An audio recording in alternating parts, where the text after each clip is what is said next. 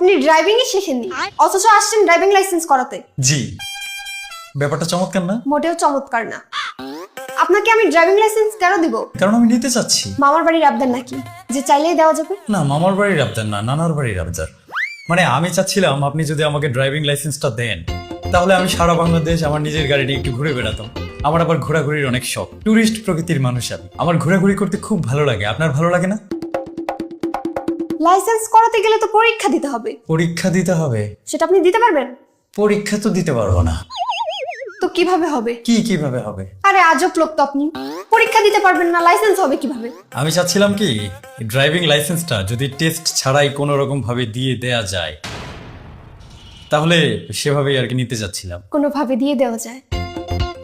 কিভাবে দিব? সবকিছুরই তো একটা নিয়ম কানুন আছে নাকি? জি, সবকিছুর তো একটা নিয়ম কানুন থাকবেই, কিন্তু যে জিনিসের নিয়ম আছে সেই নিয়মটা আবার ভাঙারও একটা নিয়ম আছে।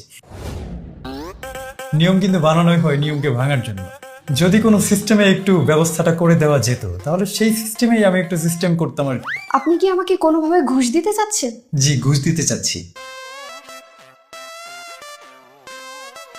আমার বন্ধু মোতালেব, ও ড্রাইভিং এর ড জানে না, তারপরে ও নাকি 5,500 টাকা দিয়ে ড্রাইভিং লাইসেন্স করিয়ে নিয়েছে। তো আমিও ভাবলাম 5,500 টাকা, তার উপরে আরো খুশি হয়ে 500 টাকা না হয় দিলাম, 6,000 টাকা পকেটে নিয়ে চলে আসছি। যদি একটা সিস্টেম করে দেওয়া যায় আর কি। আপনি কি জানেন যে আপনার এই কথার জন্য আপনার নামে মামলা হতে পারে? না, সেটা তো বুঝতে পারি নাই। আমি তো জানতাম না যে ড্রাইভিং লাইসেন্স করতে আসলে আমার নামে মামলা হয়ে যাবে। মোতালেবের নামে তো মামলা হয় নাই। ও দেখলাম দিব্যি গাড়ি নিয়ে ঘুরতেছে। কালকের আগের দিন শুনলাম গাড়ি নাকি কার পেছনে ঠুস করে মেরে দিয়েছে। সে একটা যন্ত্রণা, বলেন। লোকটা কি বেঁচে আছে না মারা গিয়েছে? গাড়ি ঠিকঠাক আছে, কিন্তু লোকটা বেঁচে আছে না মারা গেছে সেটা আমি জানি না। জানবেন না কেন? আমি জানবো কিভাবে? গাড়িতে তো আমি ছিলাম না, মোতালেব ছিল। একটা লোকের সাথে অ্যাক্সিডেন্ট হলো, সেটা আপনি খবর রাখবেন না? ও লোকটার সাথে লাগিয়ে দেওয়ার পর সেখানে নাকি আর দেরি করেনি, টান দিয়ে চলে এসেছে। ও নিজেই তো লোকটার খবর ঠিক মতো বলতে পারলো না, আমি কিভাবে বলবো বলেন? পরীক্ষা ছাড়া লাইসেন্স নিলে এই পরিণতিই হয়। জি, এই পরিণতি তো হয়, কিন্তু তাতে তো আমি কোনো ক্ষতি দেখতেছি না। ক্ষতি নেই? একটা মানুষের কত বড় ক্ষতি হয়ে গেল, আর আপনি বলতেছেন ক্ষতি নেই? ক্ষতি হলে হবে আরেকজনের, আমার তো আর কিছু হবে না। আমি তো গাড়ির ভেতরে থাকবো, যে বাইরে থাকবে সে বুঝুক কেমন লাগে। এখানে তো আমার আর কিছু করার নাই।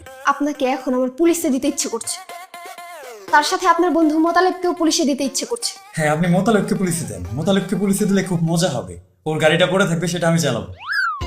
কিন্তু আমাকে পুলিশে দিয়ে না, আমাকে পুলিশে দিলে অনেক বড় ক্ষতি হয়ে যাবে। আপনাকে পুলিশে দিলে কি ক্ষতি হবে? আমি বাড়িতে 3টা বিড়াল পালি, তো ওদেরকে খেতে দেওয়ার কেউ নাই। আমি ওদের খেতে দিই। আমি যদি জেলের ভেতরে থাকি, ওদেরকে কে খেতে দিবে? তখন ওরা মেয়াও মেয়াও করবে। আপনি তো ওদের খেতে দিবেন না। আপনি কি এখানে লাইসেন্স করাতে এসেছেন নাকি আমার সাথে মশকরা করতে এসেছেন? আপনার তো বিয়ে হয় নাই, তাই না? কি বললেন আপনি? বললাম যে আপনার তো বিয়ে হয় নাই, তাই না? আপনার সাহস তো কম না? আমি শুধু জিজ্ঞেস করছি যে আপনার বিয়ে হয়েছে কিনা। আমি তো আপনাকে বিয়ে করতে চাইনি, আপনি রাগ করতেছেন কেন? আপনাকে এক্ষুনি আমি পুলিশে দিব, 1 মিনিট দাঁড়ান। না না, পুলিশে ফোন করার দরকার নেই, আপনি রাগ করবেন না। আমি আপনার নানার বাড়ির এলাকা থেকে আসছি। আমার নানুর বাড়ির এলাকা থেকে আসছেন? জি, আমার বাড়ি আপনার নানার বাড়ির এলাকায়। শুনলাম ইদানিং নাকি সবাই আপনার জন্য পাত্র খুঁজতেছে। তো আপনার নানা বললো, আমিও তো দেখতে শুনতে খারাপ না, ভালো একটা ব্যবসা করি। আপনার সাথে আমার একটা বিয়ের কথাবার্তা হতে পারে কিনা, এই জন্যই আমাকে সে পাঠাইছে আপনাকে দেখতে। এখন পারিবারিক ভাবে কথা আগালে সেটা তো পরের বিষয়, আগে আমার তো আপনাকে দেখতে হবে। এই জন্য সোজা আপনার অফিসে চলে আসছি। এসে কি বলবো সেটাই বুঝতেছিলাম না। আসার পর দেখলাম আপনি ড্রাইভিং লাইসেন্স নিয়ে কাজ করেন, তাই অন্য কোনো কথা না খুঁজে পেয়ে এই কথাই শুরু করে দিচ্ছি। আর তাছাড়া আপনি মানুষ হিসেবে কেমন, আপনি সৎ নাকি অসৎ, ঘুষ টুস একটু খান কি খান না, সেটা বোঝার জন্য একটু ঘুষ অফার করছি। আপনার সততায় আমি মুগ্ধ। 5,500, তার উপরে 500, 6,000 টাকার লোভ আপনি 1 সেকেন্ডের মধ্যে সামলে ফেলেছেন। যা বুঝলাম আপনি খুবই সৎ।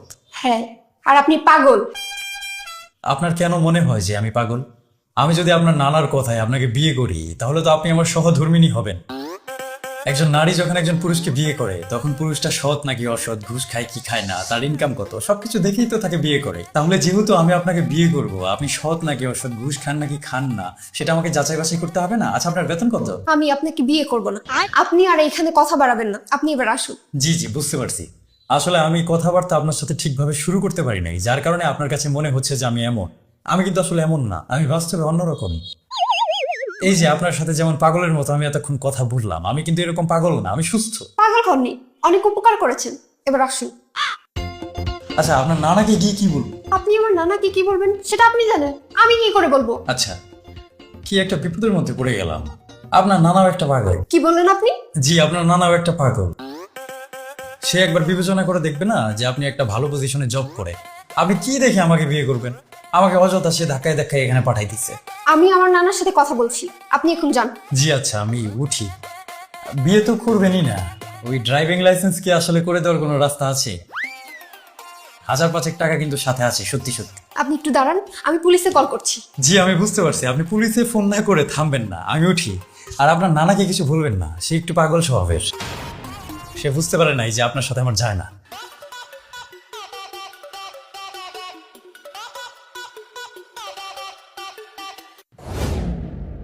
হ্যালো নানা ভাই, এটা তুমি কাকে পাঠাইছো?